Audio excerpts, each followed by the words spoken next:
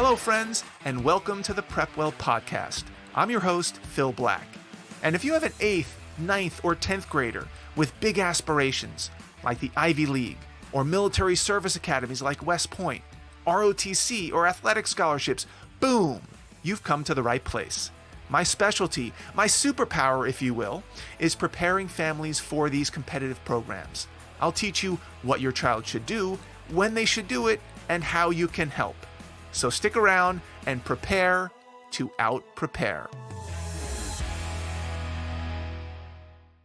Hello, friends, and welcome back to the PrepWell podcast.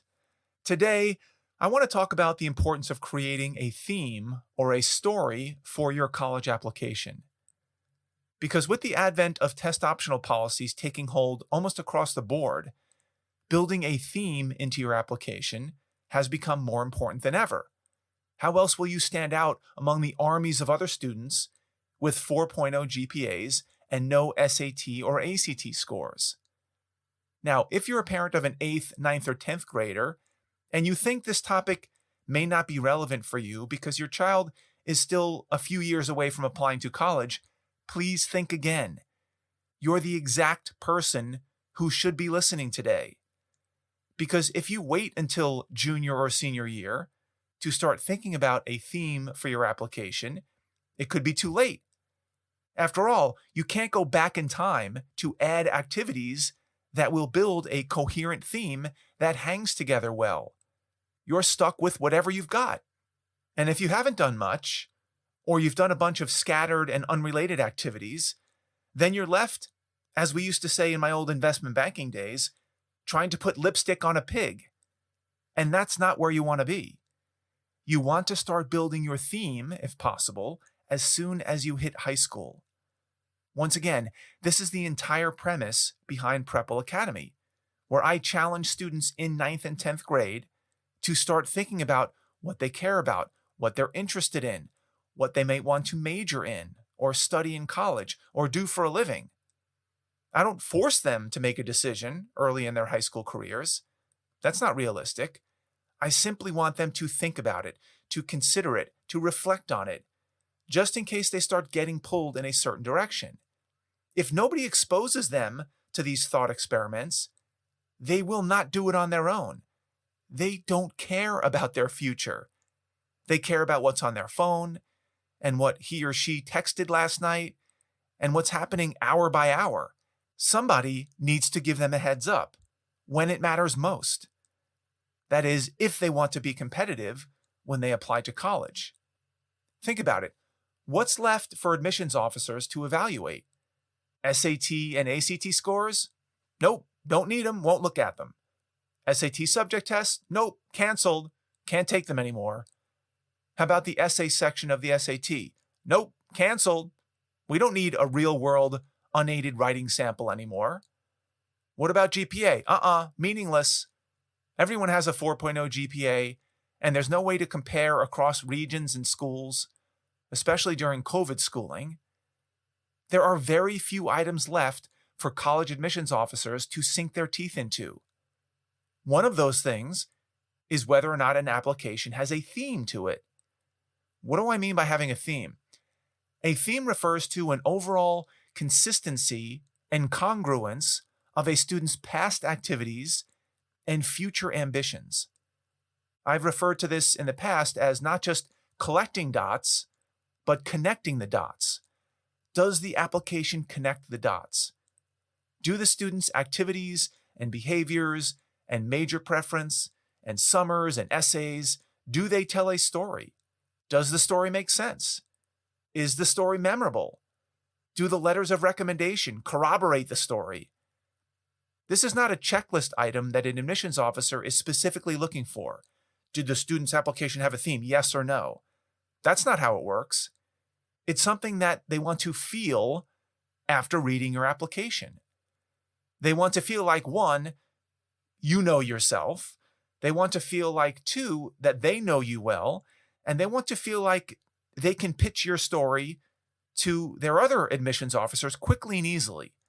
That's the magic formula.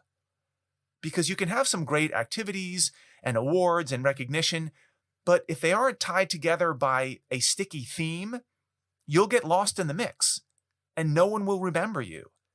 And that's not where you want to be. Now, instead of stopping with this type of high-level advice, I want to go a step further. I want to give you a concrete example of how this works with an actual student. Because to make this concept come to life, people want to see how the strategy actually works in practice. What is in the application? So let's walk through how a student might actually approach their high school career if they aspired to be a competitive applicant at a selective college. Now, one way to do this is by walking through this student's list of 10 ECAs, or extracurricular activities. These are the 10 spots that your child will have to fill in when it comes time to apply to college in the summer after their junior year. This is why PrepWell Academy is so important. Because if you're an 11th grader now, and you've never thought about any of this, and no one has ever given you advice in 9th or 10th grade, and you only now realize that you have 10 blank spaces to fill in, you could be in for a rude awakening. Okay, so let's start by laying out what this particular student was thinking about in 9th grade, just to set some context. And mind you, if this particular student's interests don't align with your child's interests, don't turn off the podcast. Now, granted, his profile becomes pretty specific over the years, as it should be to be competitive, because if it's too generalized, then it falls flat. So just hang in there, just listen to the rationale behind the decisions and the strategy, and then go through this same process using your child's specific interests. This is just meant to be a straw man for you to adjust as needed with your particular child. Here are some things that this student was interested in as he entered high school. Number one, the military. He was hoping for an ROTC scholarship. And if you need a little refresher on what ROTC is, please check out episode 55 in the podcast. Number two, he wanted to go to a very selective college with strong academics. Number three, he wanted a liberal arts education. And number four, he had a long-term goal of working in the legal profession. He wasn't sure what area of law yet, but he wanted to move in that direction. And as you can see, the student has some general ideas on where he wants to go and what he wants to do, but he doesn't have everything figured out yet. He doesn't really know exactly what he wants to do in the military yet, or exactly which college he wants to attend yet, or his specific career aspirations. And this is about the level of detail that we would expect from a 9th grader, particularly one who is engaged with PrepWell Academy, where he was encouraged to think about these topics and make these types of decisions along the way. He doesn't have to have every detail nailed down yet, but at least he's thinking about it and going through the motions in his head. Now, as he progresses over the next 3 years and participates in activities that he thinks he'll like, he starts to refine his thinking, and his story begins to come into sharper focus. As his story gets tighter and tighter, his activities become more and more aligned with his story. He picks activities intentionally instead of haphazardly. For example, if he wants to earn an ROTC scholarship, he needs to focus on 3 things. Number 1, academics. Number 2, athletics. And number 3, leadership. So he begins to gravitate toward activities that strengthen these attributes. And those activities take on many shapes and sizes, as we will soon see. By the time he's ready to apply to college, his story goes from fuzzy in 9th grade to high definition right now. When he's ready to put pen to paper on his application after his junior year, his story, or his theme, if you will, sounds something like this. My goal is to earn a Navy ROTC scholarship, which I hope to use at a very selective liberal arts college, where I intend to major in history on my way to serving my country as a Navy SEAL officer and eventually entering the legal profession. Okay, so those are some pretty big aspirations. Now we have to see if his list of 10 activities, extracurricular activities, appear to back these aspirations up? In other words, is he providing the admissions officer with enough evidence to prove that this is what he really wants to do and that he will be successful at it? Let's find out. Now, I'm going to walk through his list of ECAs, and as you're listening, I want you to, in real time, think about whether he's making a strong case or not for his intended path. Are you sensing a theme as I read through this list? Is this list of activities painting a picture of who the student is and where they're headed? And keep in mind, an admissions officer may spend, maybe 1 or 2 minutes reviewing this particular section. It's not a lot of time. So these activities have to be hard-hitting and clear and tell an airtight story in a very short period of time. There's no time or place for confusion or fuzziness. This is where you have to bring it. And as I read these, I'm not going to include the descriptions of each of the activities or how many years of participation or the number of hours a week. Let's just assume that these were very significant activities over the course of 3 to 4 years. And I also want you to be sensitive to listen for filler or fluff, as we call it, activities that aren't that significant, but somehow find their way onto this list many times. National Honor Society, for example, would be an example of fluff. Unless you're super active in the service component of NHS, National Honor Society, it doesn't really amount to much, and most students still put it in there because they run out of things to add. So ideally, there's no fluff on this list. Also, the order of the list is important. The most significant and consequential activities should be at the top of the list, because admissions officers start to lose their steam by the time they get to the end. And once I go through the list the first time pretty quickly, I'm then going to read it again, but this time I'm going to verbalize what might be going through an admissions officer's head as they review it. But before I get to the list, I want you to keep in mind that the admissions officer is not reviewing these activities in a vacuum. They will already have a bunch of data points in their head before getting to the list. So they've already got a narrative running in their head, and ideally, this activities list will deliver the final blow by providing the information they need to solidify the story. So in this student's case, what are the other bits of data that this admissions officer knows prior to reading the activities list? They know he's an ROTC candidate because that gets flagged on the application. In fact, they know that he already has an ROTC scholarship in hand. He's not hoping to get one. He has one. He was one of 2 students on the West Coast to win an early Navy ROTC scholarship because of the strength of his application. They also know that he put military and law as his primary areas of interest. They know he wants to major in history. They know he aspires to be a Navy SEAL officer. They've already read letters of recommendation, including one from his history teacher. They know he was a National Merit Scholarship finalist based on his PSAT score. They know he scored in the 99th percentile on the SAT. They know he never had anything but all A's in his entire high school career. They know he took the most rigorous courses available in his high school. He's already interviewed with the ROTC unit at the college. He's had an alumni interview, of which they have the feedback. They know the student's father was a former Navy SEAL, and they've read 5 of this student's essays, the Common App essay and the supplemental essays. So that's the background and the context the admissions officer has as they dive into this activities list. And they will be looking for corroborating evidence to make the case that they're forming in their head. Let's see how the student does. Remember, there are 10 lines to fill in with only your best stuff. So let's start with extracurricular activity number 1, Eagle Scout.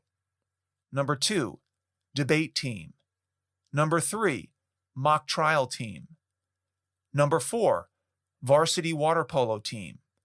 Number 5, varsity swim team. Number 6, varsity lacrosse team. Number 7, varsity basketball team. Number 8, National League of Young Men president.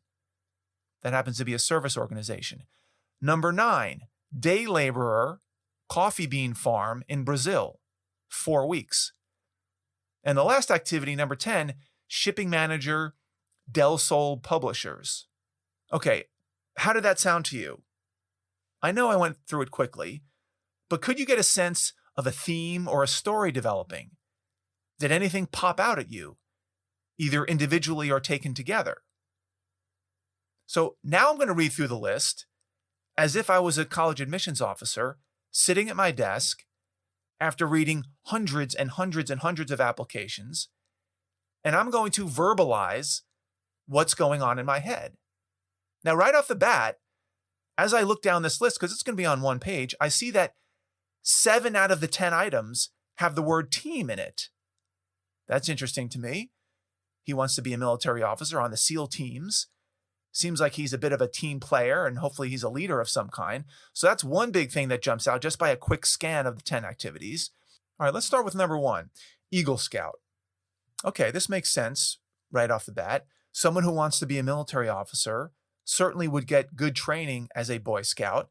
I see here wilderness training, weapons handling, backpacking, trekking, spearfishing, a whole host of these merit badges. That seems to be consistent.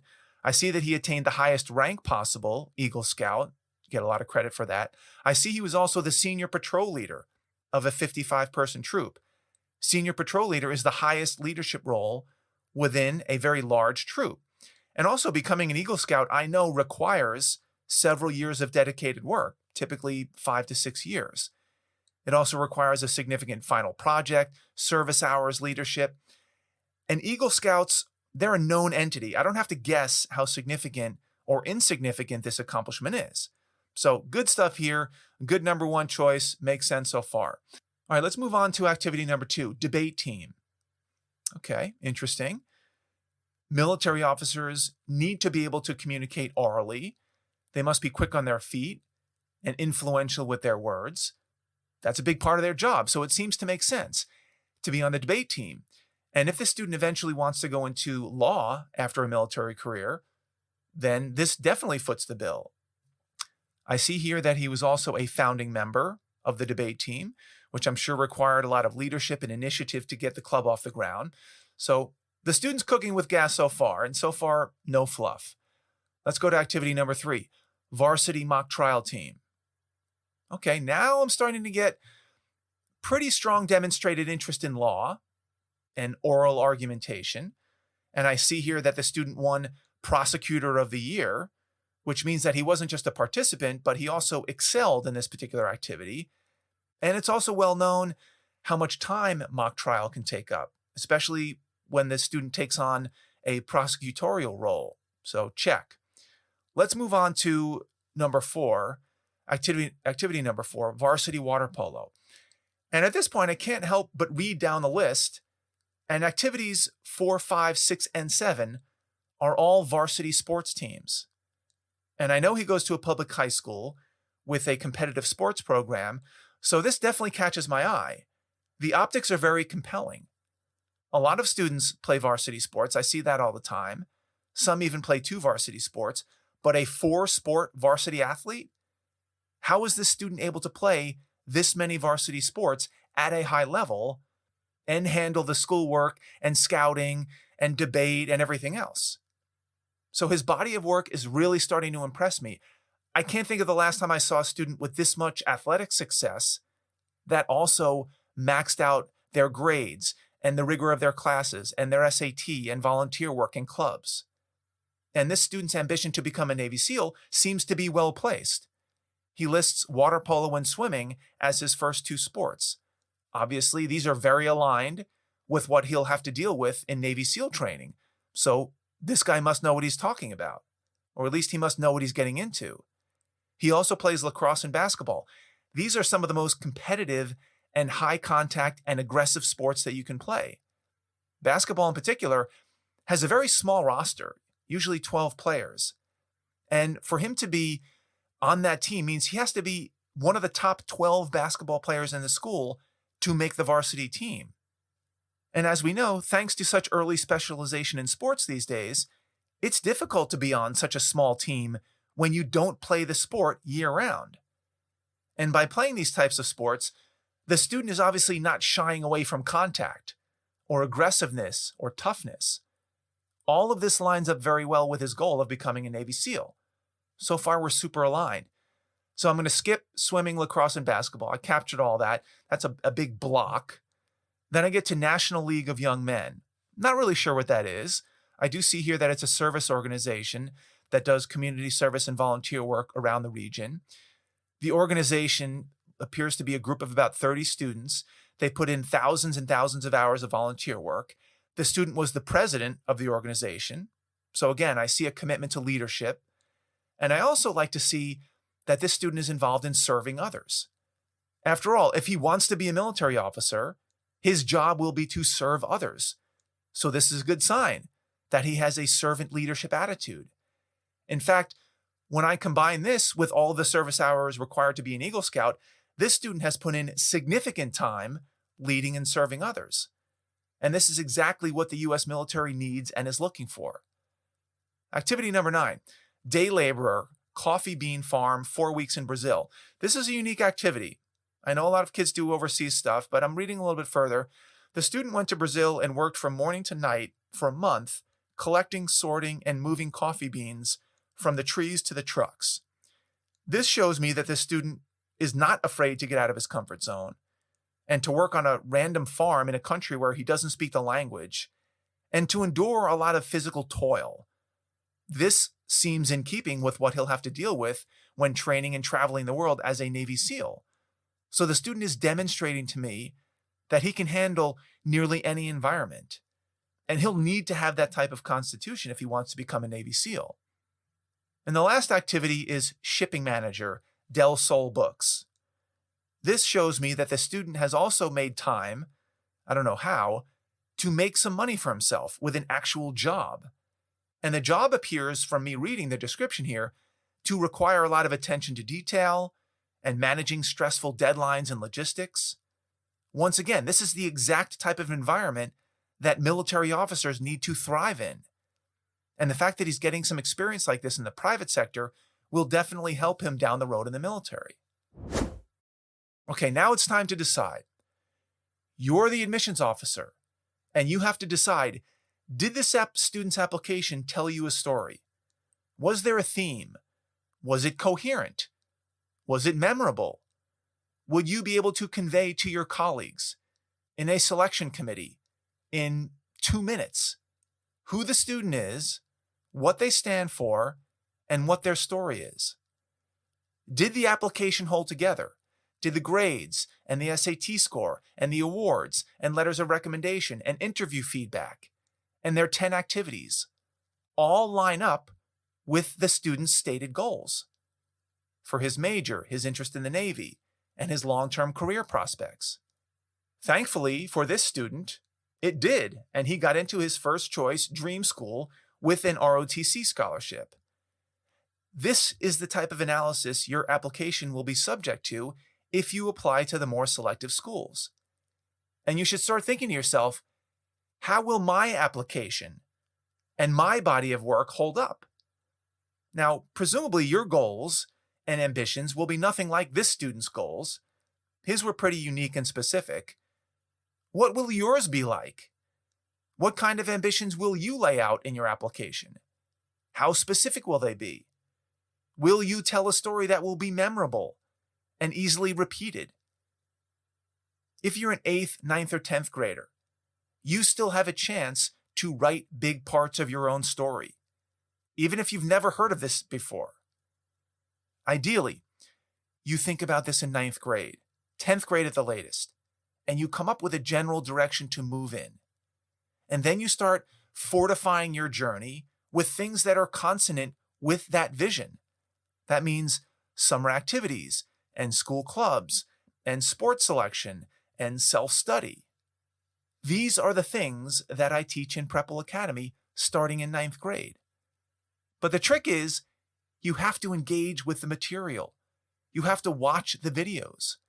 You have to put down the phone and pay attention to what's going on around you.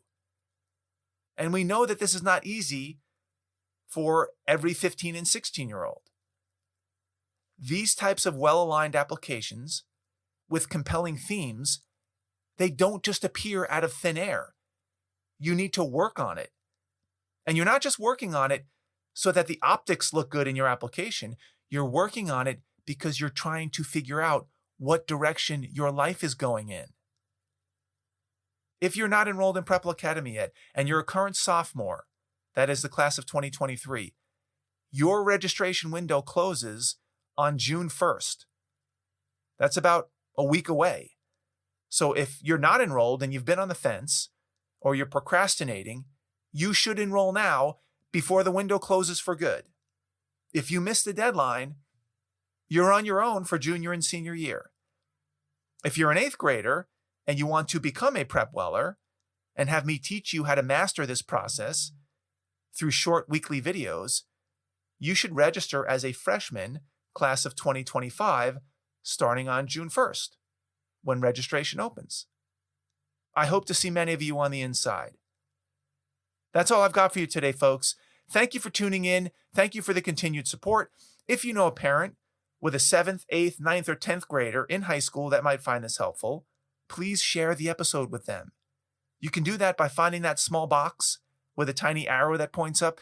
That's the share button. Click on that button, text your friends the link to this episode, maybe even put a little personal note in there from you, recommending that they give it a listen. And of course, if you have questions, comments, an idea for an upcoming episode, please reach out to me by email, DM me on Instagram, check out our blog, Facebook, connect with me on LinkedIn. I would love to hear from you. Until next week, goodbye, good luck, and never stop preparing.